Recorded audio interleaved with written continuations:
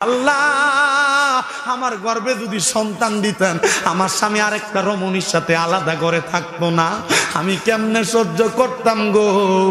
আমি মহিলার কাছে আর ভালো লাগে না। মহিলা এমন কান্না কানছে, কান্না করতে করতে করতে করতে মহিলা ঘরের দরজা খোলে না।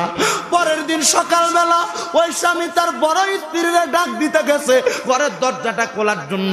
আসসালামু আলাইকুম ওয়া রাহমাতুল্লাহ বলার আগে মহিলা ঘরের দরজা খুলতো।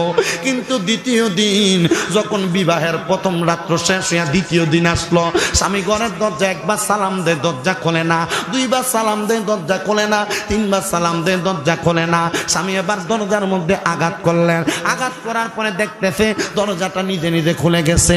আহারে, স্বামী দূর থেকে ডাকতে, স্ত্রী গো ফজরের নামাজের সময় হয়ে গেছে, এখনো তো তুমি সেজদার মধ্যে পড়া রইছো, একটাবার মাথাটা তুইলা ওঠো না, আমি স্বামী তোমারে ডাক দেওয়ার জন্য